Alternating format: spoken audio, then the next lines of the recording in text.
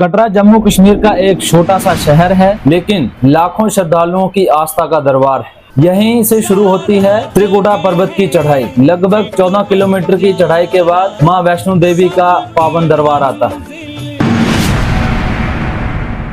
कभी ये तीर्थ स्थान वहां के मूल पुजारियों और सेवादारों द्वारा चलाया जाता था, पर 1986 में आती है परिवर्तन की लहर, जब श्राइन बोर्ड ने संभाली यात्रा की लगाम और धीरे धीरे बारीदार प्रथा इतिहास बन गई। आज यात्रा सुविधाओं से भरपूर है, लेकिन लोकल लोगों का रोजगार खतरे में है। कटरा के इस बदलते इतिहास की कहानी जरूर सुनें।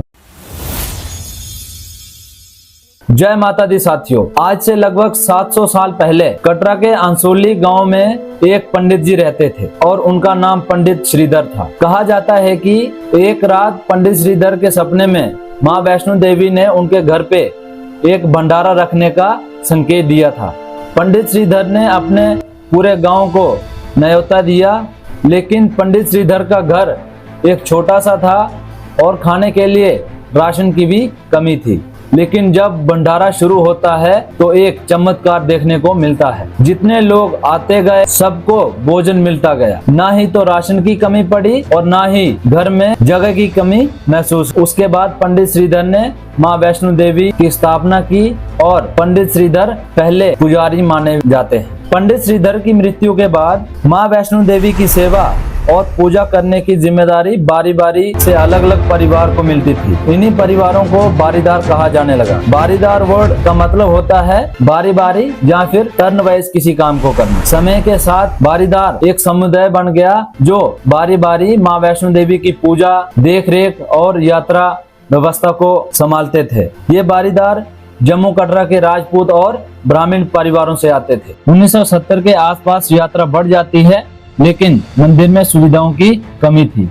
जैसे कटरा से गुफा तक जाने का रास्ता कच्चा था और रात में रोशनी की कोई सुविधा नहीं थी। पानी और भोजन की कमी थी। भक्तों की सुरक्षा और व्यवस्था पर ध्यान कम दिया जाता था। 1986 तक मंदिर का कंट्रोल बारीदारों के हाथ में ही था, लेकिन तभी 2 मार्च 1986 को जम्मू कश्मीर में गवर्नर रूल लागू होता है, क्योंकि फारूक अब्दुल्ला की सरकार से कांग्रेस ने अपना समर्थन वापस ले लिया था। और इसी मौके का फायदा उठाते हैं गवर्नर जगमोहन जी। उन्होंने मां वैष्णो देवी यात्रा की व्यवस्था सुधारने के लिए एक ऑर्डिनेंस जारी कर दिया। अगस्त 1986 में जम्मू कश्मीर के राज्य विधानसभा में Shri Mata Vaishno Devi shrine board act पास हुआ, जिससे श्राइन बोर्ड का गठन किया गया। 30 अगस्त 1986 को श्राइन बोर्ड ने मंदिर प्रावधान अपने हाथों में ले लिया। बारीदारों ने जमकर विरोध भी किया, लेकिन उनकी किसी ने नहीं सुनी और बारीदारों को मंदिर से हटा दिया जाता है। कुछ बारीदारों को कंपनसेशन दिया, लेकिन कुछ बारीदारों को बिना किसी कंपनसेशन के निकाल दिया जाता है। और सरकार का कहना था कि बारीदार भक्तों से मनमानी के पैसे वसूल करते थे। दर्शन और पूजा के लिए भक्तों से ज्यादा पैसे लिए जाते थे, जैसे वीआईपी दर्शन के लिए ज्यादा पैसे लिए जाते थे। चढ़ावा और दान का हिस्सा मंदिर की व्यवस्था में लगाने की बजाय अपनी व्यक्तिगत संपत्ति की तरह यूज करते थे। वहीं दूसरी ओर बारीदारों का कहना था मां वैष्णो देवी मंदिर उनकी विरासत का हिस्सा है। पंडित श्रीधर उनके पूर्वज थे जिन्होंने मंदिर की खोज की थी और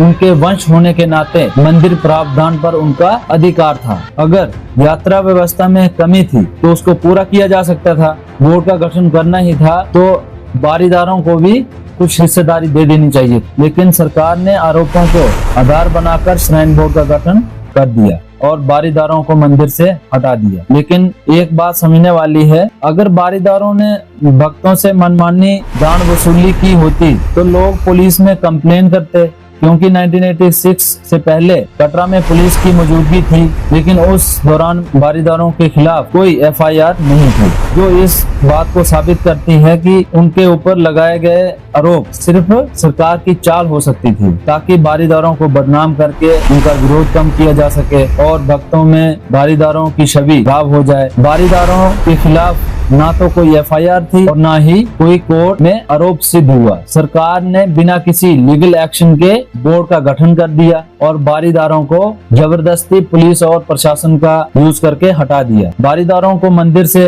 हटाने में बोर्ड को लगभग 2 से 3 साल का समय लगा, क्योंकि विरोध और समझौते की कोशिशें होती रही। 1989 तक बोर्ड ने पूरी तरह से मंदिर प्रावधान हाथ में ले लिया और बारीदारों की प्रथा बस एक इतिहास बन के रह गई और श्राइन बोर्ड ने उन सारी कमियों को पूरा कर दिया। श्राइन बोर्ड का गठन होना भी जरूरी था, अदरवाइज बारीदारों को ऐसा जो आज के टाइम पे आप इंफ्रास्ट्रक्चर देख रहे हैं, ऐसा इंफ्रास्ट्रक्चर बनाने में बहुत वक्त लग जाता बारीदारों को। क्या पता वो बना भी नहीं पाते ऐसा कर, क्योंकि उनको सरकार का कोई हेल्प नहीं मिलती थी। उनके साथ गलत बस इतना हुआ है कि उनको कुछ हिस्सेदारी देनी चाहिए थी मंदिर के अंदर। पुजारी वो ही होने चाहिए थे, क्योंकि वो लोग बहुत अच्छे तरीके से पूजा पाठ, सेवा और धार्मिक परंपरा के बारे में जानते थे, जो सदियों से चलती आ रही है। ये था बारीदार और श्राइन बोर्ड के बीच की कहानी। अभी थोड़ा सा श्राइन बोर्ड के बारे में जान लेते हैं, उसके बाद बात करते हैं हम श्राइन बोर्ड के सफर की।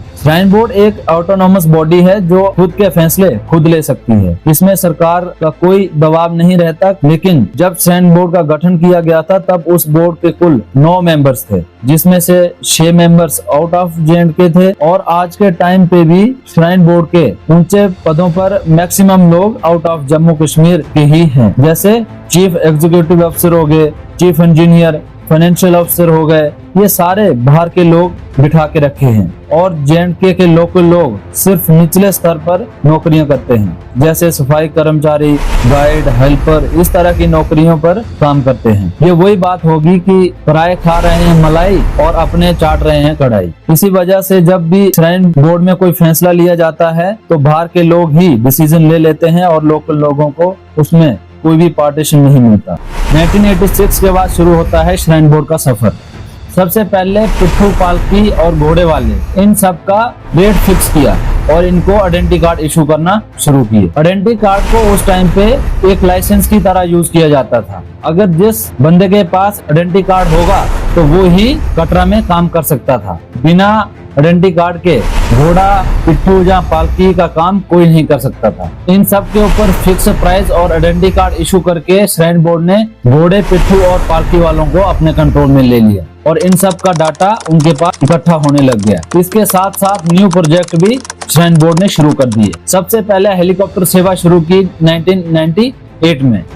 जब हेलीकॉप्टर सेवा शुरू की गई तो श्राइन बोर्ड का कहना था कि ये सिर्फ जो विकलांग लोग हैं या फिर VIP लोग हैं या फिर जो बुजुर्ग लोग हैं उनके लिए यह हेलीकॉप्टर सेवा शुरू की गई है। लेकिन जैसे ही श्राइन बोर्ड को ये लगा कि इससे कमाई की जा सकती है या फिर जो बोर्ड का रेवेन्यू है उसको बढ़ाया जा सकता है, तो श्राइन बोर्ड ने हेलीकॉप्टर सेवा 2000 के बाद सबके लिए ओपन कर दी, जिससे श्राइन बोर्ड के रेवेन्यू में बढ़ोतरी तो हुई, लेकिन उसका असर कहीं ना कहीं घोड़े वाले, पिट्ठू वाले या फिर पालकी वालों के ऊपर पड़ता है। लेकिन सबसे ज्यादा असर तब पड़ता है जब 2010 के बाद ऑनलाइन बुकिंग हेलीकॉप्टर की शुरू हो जाती है। फिर दूसरा प्रोजेक्ट था श्राइन बोर्ड का रोपवे, जो भवन से भैरव बाबा तक लगाया गया। जब श्राइन बोर्ड इस रोपवे को लगा रहा था तो तब भी श्राइन बोर्ड का यही कहना था कि ये सिर्फ VIP, विकलांग और बुजुर्ग लोगों के लिए बनाया जा रहा है। लेकिन जैसे ही थोड़े टाइम के बाद श्राइन बोर्ड को लगा कि इससे कमाई भी की जा सकती है तो रोपवे को भी सबके लिए ओपन कर दिया। सबके लिए ओपन करने के बाद इसका जो असर है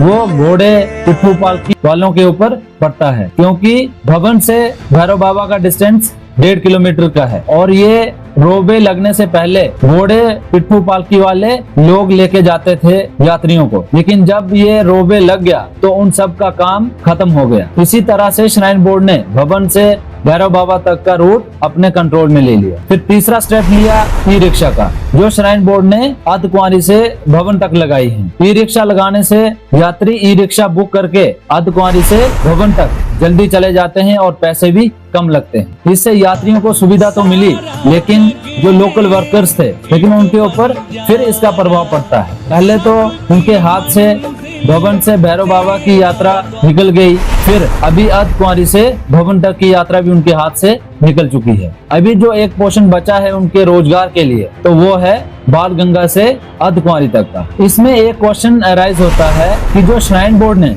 सबसे पहले रोपवे भवन से भैरव बाबा तक लगाया, तो पहले वहां ऊपर क्यों लगाया? क्योंकि सामान तो नीचे से इतनी दूर लेके जाना पड़ा। तो जो अभी ताराकोट से अर्धकुंवारी तक लग रहा है जो रोपवे, वो पहले लगना चाहिए था।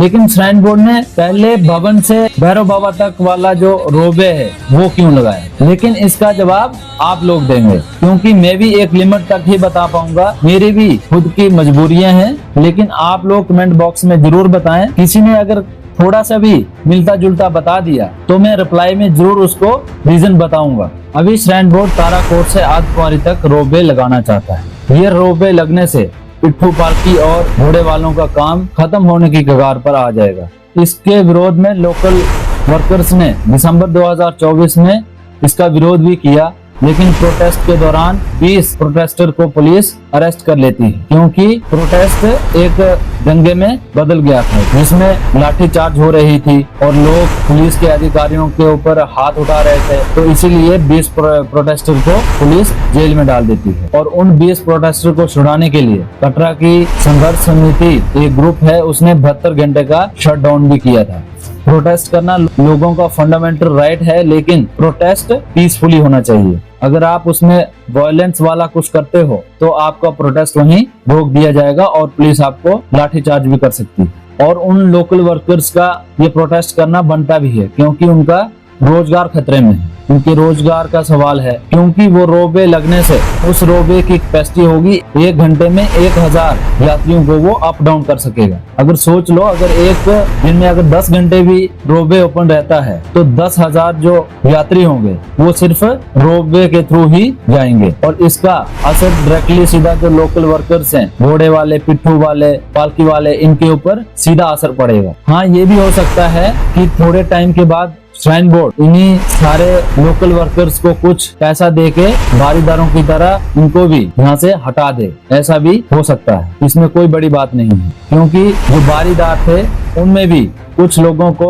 कंपनसेशन यानी मुआवजा मिला था। कुछ लोगों ने लिया और कुछ लोगों ने नहीं लिया। जिन लोगों ने नहीं लिया था उन्होंने कोर्ट केस किए, तो वो केस आज तक चल रहे हैं, लेकिन कुछ मिला नहीं है उन बारीदारों को। सेम उसी तरह जो कुछ ज्यादा हल्ला करने वाले जो प्रोटेस्टर हैं उनको श्राइन बोर्ड पैसा देके चुप करा सकती है, और जो बाकी प्रोटेस्टर हैं वो चुपचाप खुद साइड ही हो जाएंगे अगर उनके ऊपर वाले साइड हो जाएगा। तो ये आने वाले टाइम में पता लग जाएगा कि क्या होता है क्या नहीं होता। अब समझते हैं कि रोपवे लगने से श्राइन बोर्ड कैसे यात्रा को अपने कंट्रोल में ले लेगा। जो भी यात्री ताराकोट से रोपवे लेगा वो ताराकोट से अर्धकुंवारी तक रोपवे के थ्रू जाएगा। जैसे ही वहाँ पे अर्धकुंवारी पहुंचा तो वहाँ से वो ई रिक्शा ले लेगा। श्राइन बोर्ड उसके जो एडवाइजर होंगे या फिर जो गाइड होंगे वो उनको यही गाइड करेंगे कि तुम यहाँ से ई रिक्शा ले लो। वहाँ से ई रिक्शा दे देगा, ई रिक्शा के थ्रू वो भवन पहुंच जाएगा। फिर भवन से भैरव बाबा तक वहाँ से भी वो रोपवे के थ्रू ही जाएगा। तो फिर